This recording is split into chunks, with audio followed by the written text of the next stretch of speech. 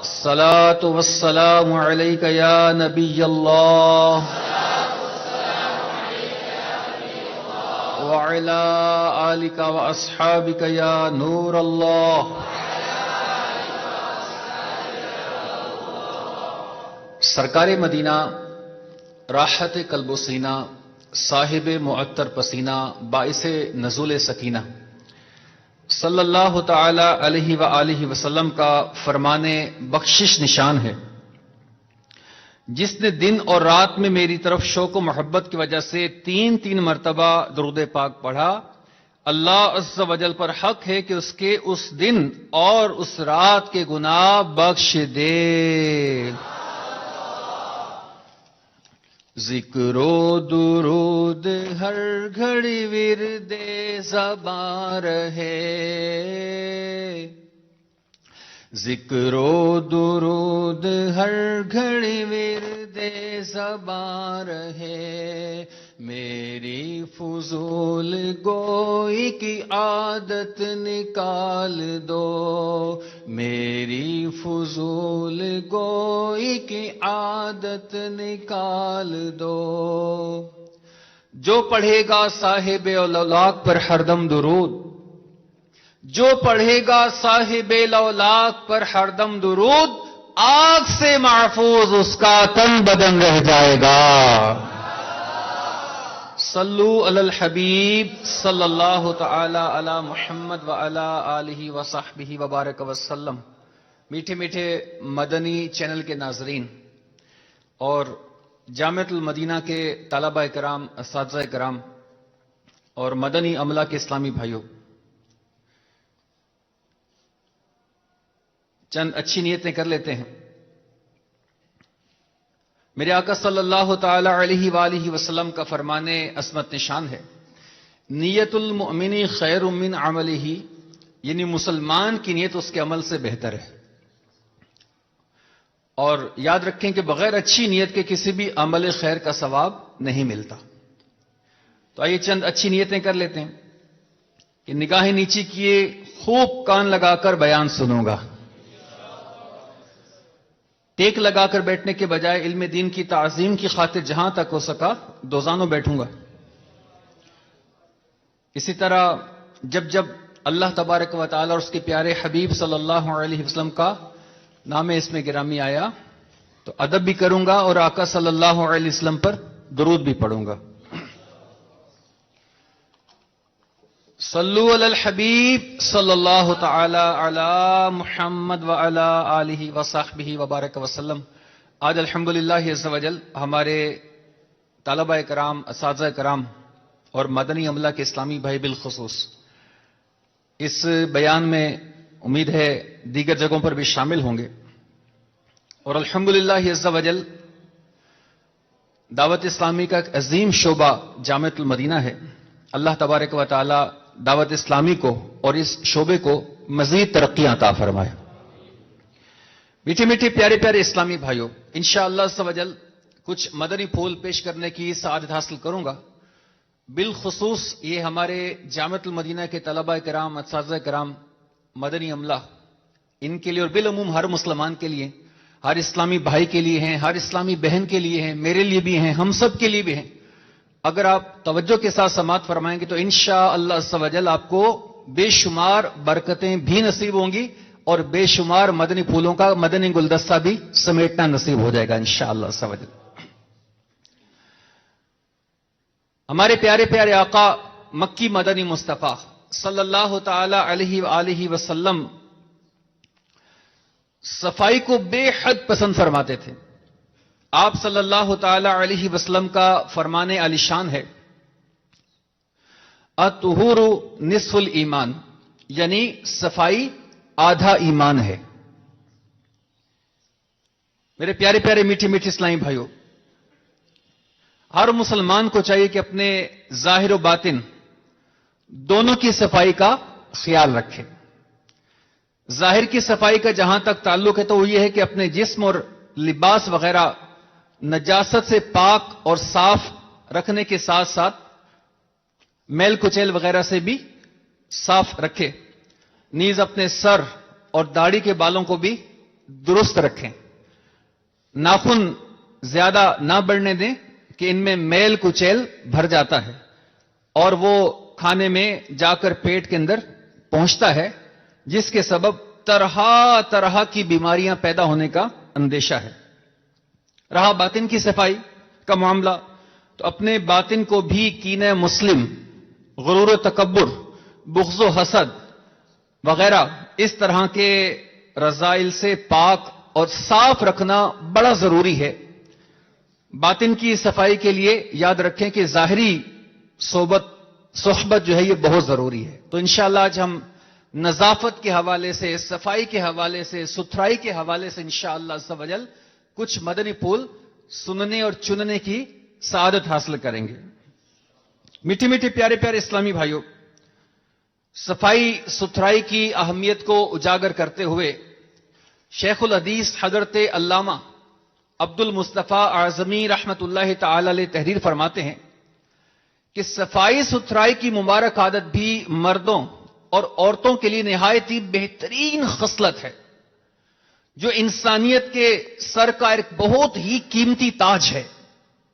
امیری ہو یا فقیری، ہر حال میں صفائی و ستھرائی انسان کے وقار و شرف کا آئینہ دار اور محبوب پروردگار ہے۔ اس لیے ہر مسلمان کا یہ اسلامی نشان ہے کہ وہ اپنے بدن، اپنے مکان و سامان، اپنے دروازے اور صحن وغیرہ ہر چیز کی پاکی اور صفائی ستھرائی کا ہر وقت دھیان رکھے۔ گندگی اور پھوڑ پن انسان کی عزت و عظمت کے بدترین دشمن ہیں، اس لیے ہر مرد و عورت کو ہمیشہ صفائی ستھرائی کی عادت ڈالنی چاہیے۔ مزید مفتی صاحب فرماتے ہیں کہ صفائی ستھرائی سے صحت و تندرستی بڑھتی رہتی ہے اور سینکڑوں بلکہ ہزاروں بیماریاں دور ہو جاتی ہیں۔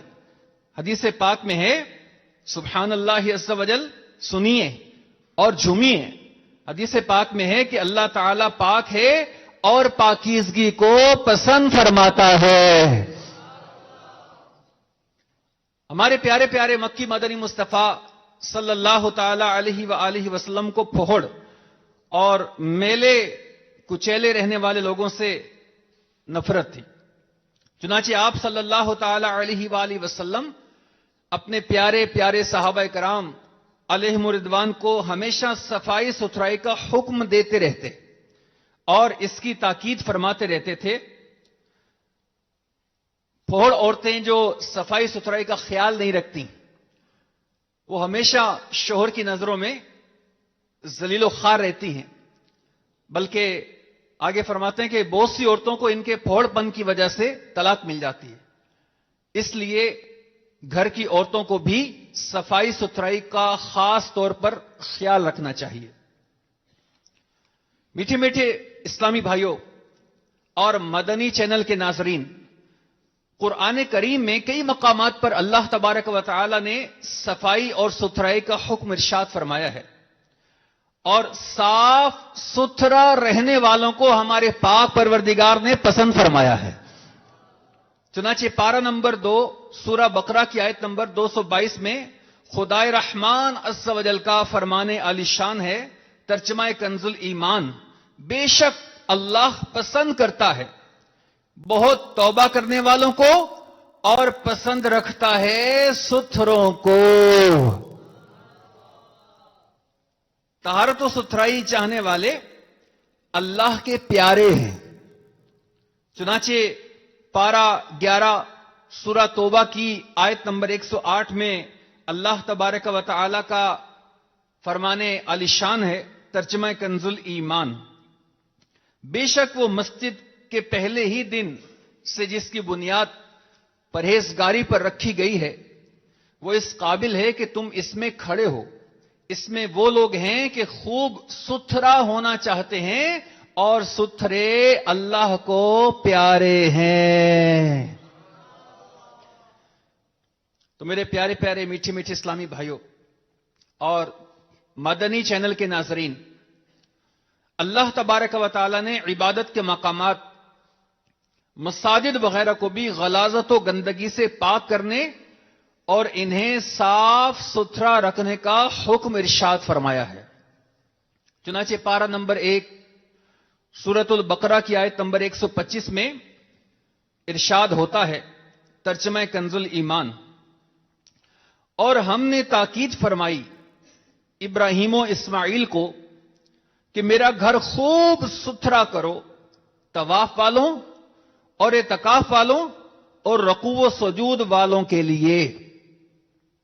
تو میرے پیارے پیارے میٹھے میٹھے اسلامی بھائیوں اور مدنی چینل کے ناظرین، نماز جیسی عظیم عبادت کی ادائیگی کے لیے بھی طہارت و پاکیزگی کو لازم قرار دیتے ہوئے اللہ تبارک و تعالی نے ارشاد فرمایا، ترجمہ کنز الایمان، اے ایمان والو، جب نماز کو کھڑے ہونا چاہو تو اپنا منہ دھو اور کوہنیوں تک ہاتھ اور سروں کا مسح کرو اور گٹوں تک پاؤں دھو، اور اگر تمہیں نہانے کی حاجت ہو تو خوب ستھرے ہو لو۔ اللہ تبارک و تعالی نے اپنے پاک اور مقدس کلام قرآن کریم کو صرف پاکیزہ لوگوں کو ہی چھونے کی اجازت عطا فرمائی ہے۔ چنانچہ ارشاد ہوتا ہے، ترجمہ کنز الایمان، اس سے نہ چھوئیں مگر باوضو۔ تو میرے پیارے پیارے میٹھے میٹھے اسلامی بھائیوں، آپ نے قرآن پاک کی آیات کے ترجمے سماعت فرمائے۔ اسی طرح حدیث پاک کے اندر بھی صفائی ستھرائی کی بڑی اہمیت اور فضیلت بیان کی گئی ہے۔ میرے آقا مدینے والے مصطفیٰ صلی اللہ تعالی علیہ وآلہ وسلم نے ارشاد فرمایا، جسے سنیے اور عمل کی ہم کوشش کریں۔ ہمارے آقا صلی اللہ تعالی علیہ وسلم نے ارشاد فرمایا، اپنے کپڑے دھو، بالوں کو سنوارو، مسواک کرو، زینت اپناؤ اور صفائی ستھرائی رکھو، کیونکہ بنی اسرائیل ایسا نہیں کرتے تھے تو ان کی عورتیں بدکاری میں مبتلا ہو گئی۔ میرے آقا صلی اللہ تعالی علیہ وآلہ وسلم نے ارشاد فرمایا، مومن بندے کی بارگاہ الہی میں عزت و کرامت سے یہ بھی ہے کہ اس کے کپڑے صاف ہوں اور وہ تھوڑے پر راضی رہے۔ اس حدیث پاک کے تحت حضرت سیدنا علامہ عبدالرؤف مناوی رحمت اللہ تعالی علیہ فرماتے ہیں، تھوڑے پر راضی رہنے سے مراد لباس، کھانے، پانی اور مال و دولت میں کمی پر راضی رہنا ہے، اور لباس میں یہ بات پسندیدہ ہے کہ وہ صاف ستھرا ہو اور متوسط درجے کا ہو، یعنی درمیانے درجے کا ہو۔ حضرت سیدنا عطا بن یسار رضی اللہ تعالیٰ عنہ بیان کرتے ہیں کہ رسول کریم صلی اللہ تعالی علیہ وآلہ وسلم مسجد میں تھے، اتنے میں ایک شخص آیا جس کے سر اور داڑھی کے بال بکھرے ہوئے تھے۔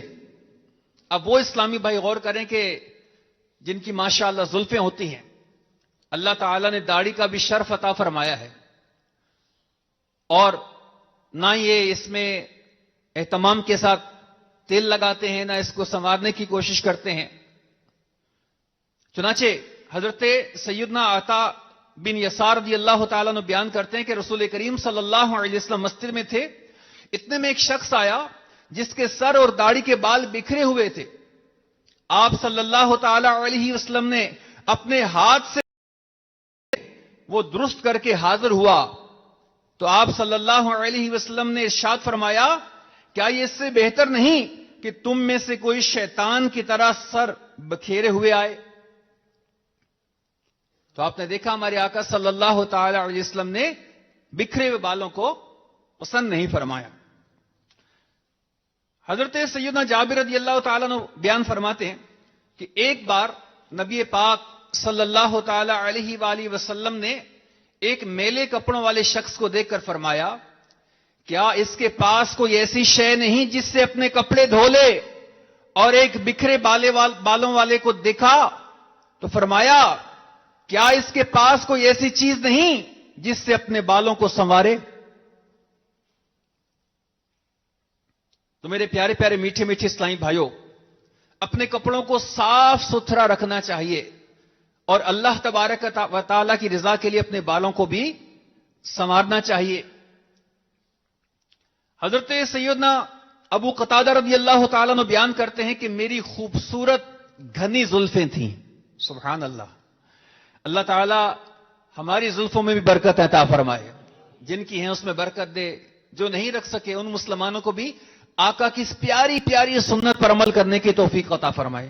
زلف رکھنا ہمارے آقا صلی اللہ تعالی علیہ وسلم کی بہت ہی پیاری سنت ہے. چنانچہ حضرت سیدنا ابو قتادہ رضی اللہ تعالیٰ عنہ بیان کرتے ہیں کہ میری خوبصورت گھنی زلفیں تھیں. اب ان کو برکت کیا ملی؟ آپ فرماتے ہیں کہ میری خوبصورت گھنی زلفیں تھیں. رسول اللہ صلی اللہ علیہ وسلم نے مجھ سے ارشاد فرمایا، ان کا اچھی طرح خیال رکھنا. تو میں دن میں ان کو 2 مرتبہ تیل لگاتا تھا. سبحان اللہ، سبحان اللہ. کیسے خوش نصیب صحابی ہیں کہ جن کو میرے آقا علیہ الصلوۃ والسلام خود تاکید فرما رہے ہیں. یہ بھی کیسے عاشق ہیں کہ تاکید کے بعد کیا فرماتے ہیں کہ ان کو 2 مرتبہ دن میں تیل لگایا کرتا تھا. سبحان اللہ. تو میرے پیارے پیارے اسلامی بھائی اور مدنی چینل کے ناظرین، میرے آقا صلی اللہ تعالی علیہ وسلم کا فرمان عظمت نشان ہے، تم سے جتنا ممکن ہو صفائی رکھو، کیونکہ اللہ تعالی نے اسلام کی بنیاد صفائی پر رکھی ہے. اور آگے فرمایا، اے صاف ستھرے رہنے کی کوشش کرنے والے طلباء کرام، اے صاف ستھرا ماحول بنانے والے ناظمین و اساتذہ کرام، اے گھروں کو صاف رکھنے والوں، اے گھروں کو پاکیزہ کرنے والوں، میرے آقا صلی اللہ علیہ وسلم کے حدیث پاک سنیے اور خوش ہو جائیے. میرے آقا صلی اللہ تعالی علیہ وسلم نے کیا ارشاد فرمایا؟ تم سے جتنا ممکن ہو صفائی رکھو، کیونکہ اللہ تعالی نے اسلام کی بنیاد صفائی پر رکھی ہے، اور جنت میں وہی داخل ہوگا جو صاف ستھرا ہوگا. اللہ تعالی ہمیں بلا حساب جنت میں داخل عطا فرما دے.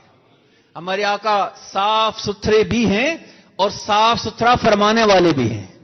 ان صاف ستھرے مصطفیٰ صلی اللہ تعالی علیہ وسلم کے صدقے اللہ تعالیٰ میں صاف ستھرا کر کے جنت میں بلا حساب داخلہ عطا فرما دے. تو آپ نے دیکھا کہ صاف ستھرا رہنے کو میرے آقا علیہ الصلوۃ والسلام کس قدر پسند فرماتے ہیں. اللہ اکبر. اسی طرح میرے پیارے پیارے اسلامی بھائیوں، منہ، اس کا بھی صفائی کے ساتھ بڑا تعلق ہے. جب ہم کسی سے بات کرتے ہیں تو عموماً منہ قریب ہوتا ہے، اور اگر منہ کی صفائی نہ ہو تو سامنے والے کو بڑی ناگوار سی بو آتی ہے، جس کا اظہار امیر السنت کئی بار مدنی مذاکرے میں فرما چکے ہیں کہ بڑی ناگوار سی بو نکلتی ہے. اب جس کی نکل رہی ہے اس کو نہیں پتا، لیکن جس کو جا رہی ہے نا، وہ چاہ رہا ہے کہ میں کب اس سے جدا ہو جاؤں، میں کب اس سے منہ پھیر لوں. اب اخلاق کے تقاضے ہوتے ہیں، بار نہیں پھیرتے، برداشت کرتے ہیں، صبر کرتے ہیں. لیکن منہ کی صفائی سے بھی انسان کی حیثیت اور کیفیت کا پتہ چلتا ہے کہ کتنا صاف ستھرا رہنے کی کوشش کرتا ہے. اور منہ کی صفائی کا اسلام میں بڑا عمل دخل ہے. تو منہ کی صفائی اور پاکیزگی بھی ظاہری جسم کی صفائی میں انٹر ہے، داخل ہے. اور اس صفائی کے لیے مسواک سے بڑھ کر کوئی شے نہیں. اور مسواک کرنے کے حدیث پاک میں بڑی تاکید آئی ہے. رسول اللہ صلی اللہ تعالی علیہ وسلم کا فرمان عصمت نشان ہے، مسواک کرو کہ یہ منہ کی صفائی اور رب تعالی کی رضا کا سبب ہے. آگے میرے آقا علیہ الصلوۃ والسلام کیا ارشاد فرماتے ہیں؟ جب بھی میرے پاس جبرائیل علیہ السلام آئے، انہوں نے مجھے مسواک کرنے کی وصیت کی، حتیٰ کہ مجھے اندیشہ ہوا کہ کہیں یہ مجھ پر اور میری امت پر فرض نہ ہو جائے، اور اگر مجھے اپنی امت کے مشقت میں پڑنے کا خوف نہ ہوتا تو میں ان پر مسواک کرنا فرض کر دیتا. اور میں اس قدر مسواک کرتا ہوں کہ مجھے خوف ہے کہ کہیں اپنے اگلے دانت زائل نہ کر لوں. آپ صلی اللہ تعالی علیہ وسلم کی ایک بہت میٹھی عادت، آپ کا بڑا پیارا طریقہ، آپ کا بڑا پیارا انداز امت کی تعلیم کے لیے کیا، سنیں اور جھوم جائیں. اللہ ہمیں بھی عمل کی توفیق عطا فرمائے کہ ہمارے آقا صلی اللہ علیہ وسلم کا معمول تھا کہ آپ جب گھر میں داخل ہوتے تو سب سے پہلے مسواک کیا کرتے تھے. سبحان اللہ، سبحان اللہ، سبحان اللہ. تو میرے پیارے پیارے میٹھے میٹھے اسلامی بھائیو، اگرچہ منجن، ٹوتھ پیسٹ اور اس طرح کی جو دیگر چیزیں ہیں ان سے منہ تو صاف ہو جائے گا، ظاہر مسواک والی برکت نہیں ملے گی، مسواک والا ثواب نہیں ملے گا. تو میرے پیارے پیارے اسلامی بھائیو، مسواک اگر عبادت کی نیت سے کی جائے جب اس کا ثواب ملے گا اور اللہ تعالیٰ کی رضا کا سبب بھی بنے گی. میرے آقا صلی اللہ علیہ وسلم نے ارشاد فرمایا، مسواک کو لازم کر لو، مسواک کو لازم کر لو کہ یہ منہ کی صفائی اور رب تعالیٰ کی رضا کا سبب ہے. تو میرے پیارے پیارے میٹھے میٹھے اسلامی بھائیوں اور مدنی چینل کے ناظرین، اس حدیث پاک جس کو آپ نے ابھی سنا، اس کے تحت مفسر شہیر حکیم الامت حضرت مفتی احمد یار خان علیہ رحمت الحنان ارشاد فرماتے ہیں کہ اس میں دین اور دنیا کی بھلائی ہے. خیال رہے کہ مسواک سے مسلمان کا مسواک کرنا بنیت عبادت مراد ہے. کفار کی مسواک اور مسلمانوں کی مسواک، مسلمانوں کی عادتاً مسواک اگرچہ منہ تو صاف کر دے گی مگر رضا الہی کا ذریعہ نہ بنے گی. نیز اگرچہ مسواک میں دنیاوی اور دینی بہت فائدے ہیں مگر یہاں صرف 2 فائدے بیان ہوئے، یا اس لیے کہ یہ بہت اہم ہیں یا چونکہ باقی فوائد بھی ان 2 میں داخل ہیں. تو منہ کی صفائی سے معدے کی قوت اور بے شمار بیماریوں سے نجات ہے، اور جب رب راضی ہو گیا پھر کیا کمی رہ گئی. تو میرے پیارے پیارے میٹھے میٹھے اسلامی بھائیوں، مسواک جس کا ہم نعرہ بھی لگاتے ہیں، فیضان مسواک، فیضان مسواک، فیضان مسواک. اب مسواک عبادت کا بڑا اہم جز ہے. مسواک کس کا اہم جز ہے؟ عبادت کا بڑا اہم جز ہے. خاص طور پر نماز سے قبل مسواک ضرور کی جائے کہ اس سے منہ کی صفائی کے ساتھ ساتھ نماز کا ثواب بھی بڑھا دیا جاتا ہے. نیز اس میں فرشتوں کی راحت کا سامان بھی ہے، جیسا کہ سرکار عالی وقار مدینے کے تاجدار صلی اللہ تعالی علیہ وسلم کا فرمان خوشبودار ہے، سنیے، جھومیے اور نیت کریں جب تک زندہ رہوں گا آقا کا عاشق بن کے پابندی کے ساتھ ہر وضو میں مسواک کی سنت کو ادا کیا کروں گا. ماشاء اللہ. دیگر طلبہ کرام بھی جو پاکستان میں یا کہیں بھی سماعت فرما رہے ہیں وہ بھی نیتیں کر لیں، تو اساتذہ کرام بھی ماشاءاللہ کر لیں، جو کرتے ہیں مرحبا. جو کمی ہو جاتی ہے آج اس کو دور کرنے کی نیت کر لیں. مدنی چینل کے ناظرین بھی اسلامی بھائی اگر اس عادت سے بھی تک محروم ہیں تو اس کو اپنی زندگی کا حصہ بنا لیں. اس کی برکت سنیں کہ اگر وضو میں مسواک کر لی اللہ کی رضا کی نیت کے لیے تو ثواب کیا ملے گا؟ میرے آقا مدینے والے مصطفیٰ صلی اللہ علیہ وسلم کا فرمان خوشبودار ہے، مسواک کے ساتھ 2 رکعت پڑھنا، مسواک کے ساتھ 2 رکعت پڑھنا بغیر مسواک کے 70 رکعتیں پڑھنے سے افضل ہے. ایک اور حدیث پاک میں ارشاد فرمایا، جب تم میں سے کوئی رات کو نماز کے لیے کھڑا ہو تو اس سے مسواک کر لینی چاہیے، چونکہ جب وہ نماز میں قرات کرتا ہے تو فرشتہ اپنا منہ اس کے منہ پر رکھ لیتا ہے اور جو چیز اس کے منہ سے نکلتی ہے وہ فرشتے کے منہ میں داخل ہو جاتی ہے. اور اگر کوئی نمازی مسواک وغیرہ سے دانتوں میں پھنسے ریشے وغیرہ نہیں نکالتا تو اس سے فرشتوں کو تکلیف ہوتی ہے. حدیث پاک میں ہے کہ دونوں فرشتوں کے لیے اس سے زیادہ کوئی چیز تکلیف دے نہیں کہ وہ اپنے ساتھی کو نماز پڑھتا دیکھیں اور اس کے دانتوں میں کھانے کے ریزے پھنسے ہوں. تو میرے پیارے پیارے اسلامی بھائیوں، اسی طرح نماز کی طرح دیگر بھی عبادات ہیں، جیسے تلاوت اور ذکر و دعا کے لیے بھی ہم مسواک کرنے کی عادت بنا لیں. اس کا فائدہ کیا ہوگا؟ حدیث پاک میں ہے، اپنے منہ صاف رکھو. سبحان اللہ. آپ حدیث پاک سنیں گے نا تو آپ کا ایمان تازہ ہو جائے گا. اور ہو سکے تو ثواب کی نیت سے اللہ کا ذکر کرتے ہوئے سبحان اللہ بھی کہہ لیجئے، سنی اور ایمان تازہ کیجئے۔ میرے آقا صلی اللہ تعالی علیہ وسلم ارشاد فرماتے ہیں اپنے منہ صاف رکھو، اپنے منہ صاف رکھو، کیونکہ یہ قرآن کا راستہ ہے۔ سن کے مزہ آ گیا، ایمانداری والے سن کے مزہ آ گیا۔ میرے آقا کا کتنا میٹھا میٹھا فرمانے والی شان ہے، پیارا پیارا فرمانے والی شان ہے۔ ایک بار پھر پیش کرتا ہوں کہ میرے آقا صلی اللہ تعالی علیہ وسلم فرماتے ہیں اپنے منہ صاف رکھو کیونکہ یہ قرآن کا راستہ ہے۔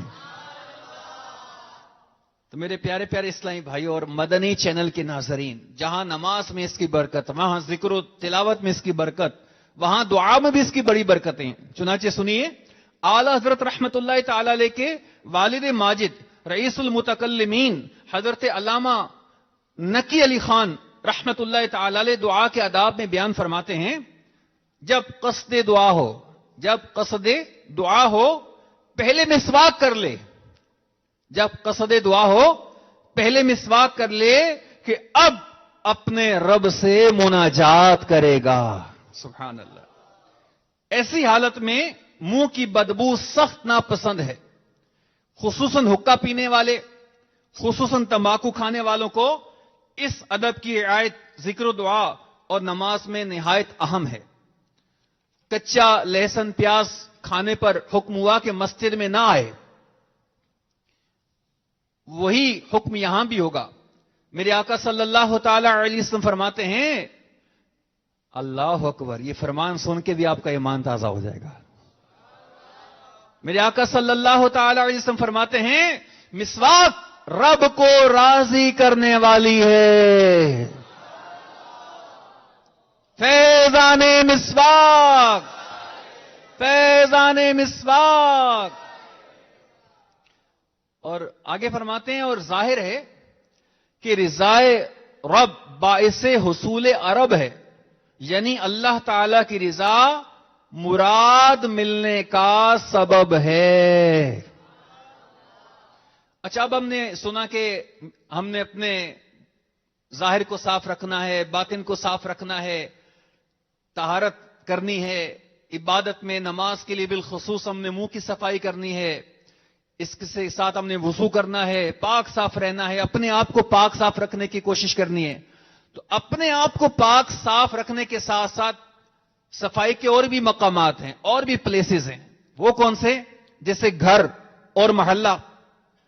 تو انسانی طبیعت اپنے قرب و جوار سے بڑی جلدی اثر قبول کر لیتی ہے، اور اچھے یا برے ماحول کے اثرات انسان پر ضرور مرتب ہوتے ہیں، خواہ معاملہ معاشرتی برائیوں اور بدکرداریوں کا ہو یا کچرے، غلاظت اور نجاست کے ڈھیر کا۔ لہذا انسان جس گھر، محلے اور علاقے میں رہتا ہے اس کا صاف ستھرا ہونا بھی انتہائی ضروری ہے۔ گھر اور علاقے کا صاف ستھرا ہونا معاشرے کے افراد کی نفاست، اچھے مزاج، پروقار زندگی اور خوبصورت سوچ کی عکاسی کرتا ہے۔ حضرت سیدنا سعید بن مسیب رضی اللہ تعالی عنہ سے روایت ہے کہ میرے آقا صلی اللہ تعالی علیہ وسلم کا فرمانے عظمت نشان ہے، سبحان اللہ، آپ سنیں گے تو جھوم جائیں گے۔ میرے آقا کیا فرماتے ہیں؟ اللہ پاک ہے، اللہ پاک ہے اور پاکیزگی کو پسند فرماتا ہے، ستھرا ہے، ستھرا پن پسند کرتا ہے، کریم ہے، کرم پسند کرتا ہے، جواد ہے، سخاوت پسند فرماتا ہے۔ تو تم صاف رکھو اور یہود سے مشابہت نہ کرو۔ راوی فرماتے ہیں مجھے خیال ہے کہ اپنے صحنوں کے متعلق فرمایا کہ انہیں صاف رکھو۔ ایک اور حدیث پاک میں یوں ہے کہ تم اپنے صحنوں کو صاف رکھو اور یہود سے مشابہت نہ کرو، کیونکہ ان کے گھروں میں کچرے کے ڈھیر رہتے ہیں۔ تو میرے پیارے پیارے میٹھے میٹھے اسلامی بھائیوں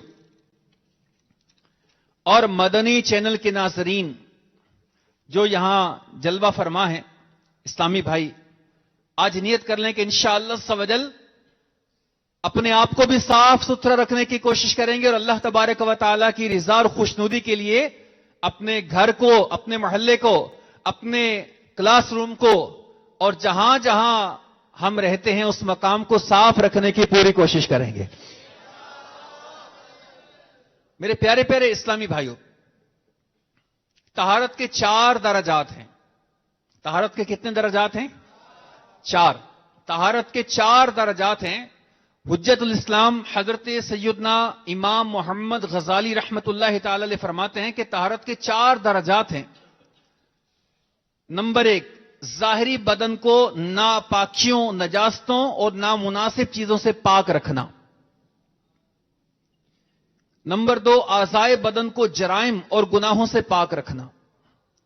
نمبر 3، اپنے دل و دماغ کو برے اخلاق اور ناپسندیدہ خصلتوں سے پاک رکھنا. نمبر 4، باطن کو اللہ تعالی کے سوا ہر ایک کے خیال سے پاک رکھنا. یہ آخری درجے کی طہارت انبیاء اور صدیقین کی طہارت ہے. تو میرے پیارے پیارے میٹھے میٹھے اسلامی بھائیوں، آپ نے بھی سنا کہ طہارت کے جو 4 درجات ہیں ان میں کیا کیا ہیں. اللہ تبارک و تعالی ہمیں طہارت کے اصولوں پر چلنے کی توفیق عطا فرمائے. اللہ تبارک و تعالی ہمیں طہارت کے اوپر چلتے ہوئے اپنی زندگی کو صاف ستھرا بنانے کی توفیق عطا فرمائے. اب بالخصوص ایک اسلامی بھائی، ایک طالب العلم، ایک استاد صاحب، ایک مبلغ، ایک گھر کا فرد، اس کی جو ظاہری صفائی ہے یہ معاشرے میں بڑا کردار ادا کرتی ہے اور اس کے اثرات بہت گہرے ہوا کرتے ہیں. ایک مبلغ اسلام کو، ایک مبلغ دعوت اسلامی کو، ایک معلم کو، ایک استاد صاحب کو، ایک دعوت اسلامی کے دین کا کام کرنے والے عاشق رسول کو، یا کسی بھی نیک اور پرہیزگار مسلمان کو جب لوگ ستھرا دیکھتے ہیں تو ان کے قریب آتے ہیں، ان سے ملتے ہیں تو مزہ آتا ہے، ان کو دیکھتے ہیں تو مزہ آتے ہیں، ان کے ساتھ بیٹھتے ہیں تو مزہ آتا ہے. اور سبحان اللہ، جب امیر اہل سنت کو دیکھتے ہیں، ان کے پاس جاتے ہیں، پھر مزہ نہیں، مزے کو مزہ آ جاتا ہے. الحمدللہ. آپ دیکھیے امیر اہل سنت کو ہم نے کئی موقعوں پر دیکھا، ماشاءاللہ ان سے ہاتھ ملائیں تو بعض اوقات خوشبو محسوس ہوتی ہے.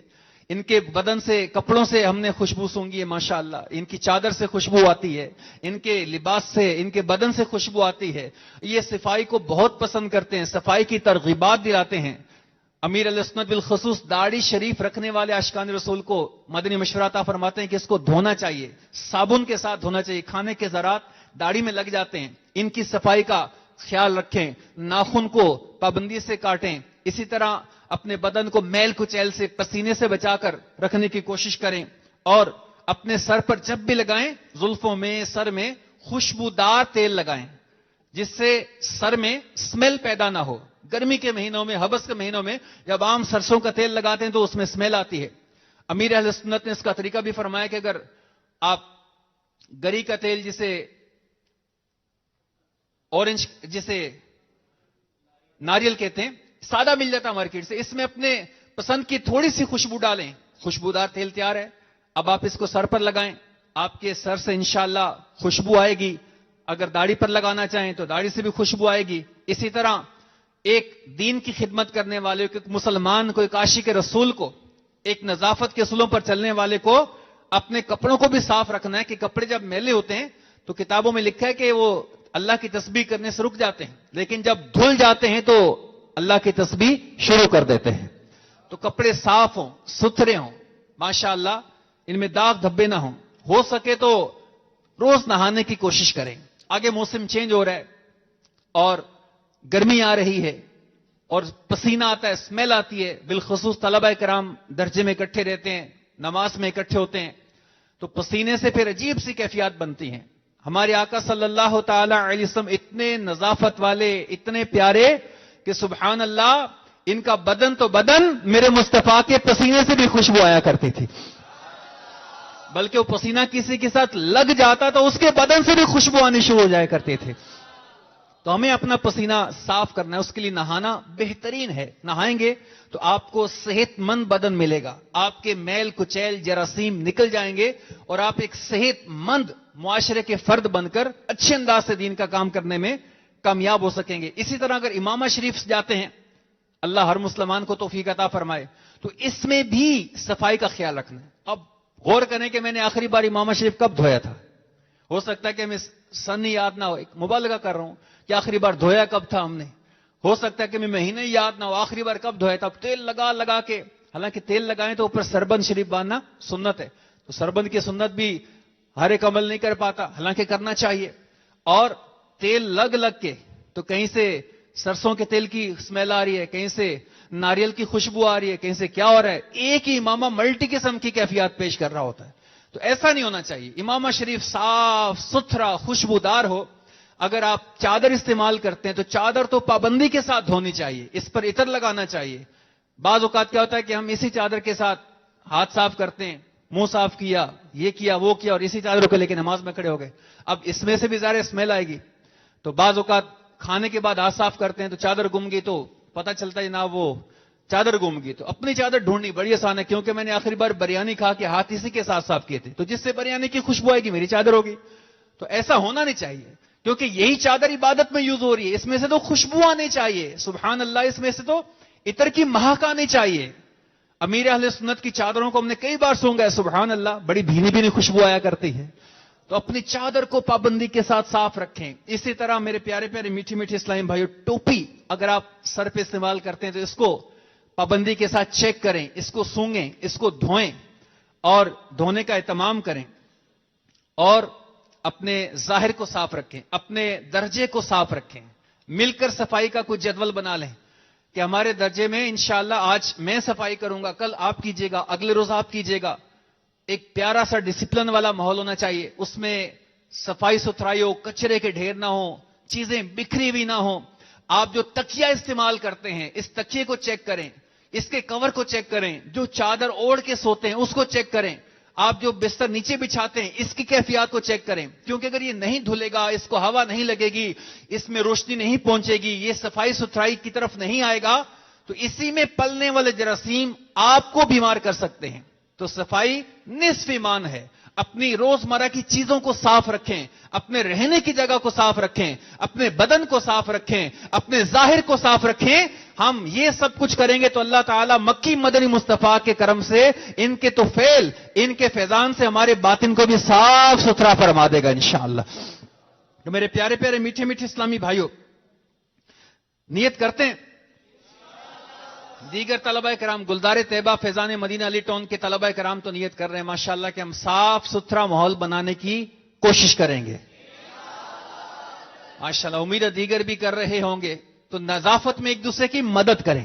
نظافت میں کیا کریں؟ ایک دوسرے کی مدد کریں. بعض اوقات ہوتا ہے کہ میں چادر دھونے لگا ہوں, مجھے شدید بخار ہے اور میں درجے میں رہتا ہوں اور آپ ماشاءاللہ نارمل ہیں. اب پتہ یہ 2 دن چادر دھو نہیں سکے گا, دھونے والی ہو گئی, تو مدد کریں گے. پیارے اسلام میں گھبرائیں نہیں, آج انشاءاللہ آپ کی چادر دھونے کی سعادت مجھے نصیب ہوگی. چلیں ماشاءاللہ ترکیب بنا دیں, ایک دوسرے کے کام آئیں, ایک دوسرے کی مدد کریں, ایک دوسرے کا دل اللہ کی رضا کے لیے خوش کریں. انشاءاللہ پھر آپ دیکھیں کہ آپ کا دل بھی لگے گا اور انشاءاللہ سوجل آپ کو بہت برکتیں بھی نصیب ہوں گی. بیان کو اختتام کی طرف لاتے ہوئے آخر میں ایک مدنی بہار آپ سماعت فرما لیجئے کہ میرے پیارے پیارے اسلامی بھائیو, تبلیغ قرآن و سنت کی عالمگیر غیر سیاسی تحریک دعوت اسلامی کے مدنی ماحول کی کیا ہی شانیں ہیں, کیا ہی مدنی بہاریں ہیں. سبحان اللہ. باب المدینہ کراچی کے ایک اسلامی بھائی کے بیان کا کچھ یوں خلاصہ ہے کہ میں نے اپنے علاقے کے ایک اسلامی بھائی جو دعوت اسلامی کے مدنی ماحول سے وابستہ نہیں تھے, ان کو نماز کی دعوت پیش کی تو انہوں نے اپنی حالت اظہار کچھ اس طرح بیان کی, نماز تو دور کی بات, میں تو غسل جنابت تک میں ایسی سستی کرتا ہوں کہ کئی دن ناپاکی کی حالت میں گزر جاتے ہیں. میں کیا کروں, میرا دل ہی اس معنوی گندگی سے صفائی کی طرف مائل نہیں ہوتا. میں نے ان کی خیر خواہی کرتے ہوئے عرض کی, آپ ہمت رکھیے اور شیخ طریقت امیر اہل سنت امیر دعوت اسلامی حضرت علامہ مولانا ابو بلال محمد الیاس ستار قادری رضوی دامت برکاتہم العالیہ کے عطا کردہ رسالے شجرہ قادریہ رضویہ ضیائیہ اطواریہ کے اندر سے اس شعر کو بکثرت پڑھنا شروع کر دیں. دل کو اچھا, تن کو ستھرا, جان کو پرنور کر, اچھے پیارے شمس دین بدر العلا کے واسطے. انہوں نے اس پر عمل کی نیت کر لی. چند دن کے بعد جب ان سے ملاقات ہوئی تو انہوں نے بتایا کہ شجرہ عالیہ کی برکت سے الحمدللہ ثم الحمدللہ میرا دل نیکیوں کی طرف مائل ہو گیا ہے. صلو علی الحبیب صلی اللہ تعالی علی محمد. تو باطن اور ظاہر کی صفائی پانے کا ایک بہترین ذریعہ ہفتہ وار مدنی مذاکرے میں شرکت بھی ہے. تو آخر میں نیت کر لیتے ہیں, میں بھی نیت کرتا ہوں, آپ بھی نیت کریں کہ انشاءاللہ ہم پابندی کے ساتھ ہفتہ وار مدنی مذاکرے میں شریک ہوا کریں گے انشاءاللہ عز و جل. اللہ تبارک و تعالی ہمیں نظافت کے مدنی پھولوں پر, نفاست کے مدنی پھولوں پر, سادگی کے مدنی پھولوں پر عمل کرنے کی توفیق عطا فرمائے. آمین. بجاہ النبی الامین صلی اللہ تعالی علیہ وسلم. صلو علی الحبیب صلی اللہ تعالی علی محمد.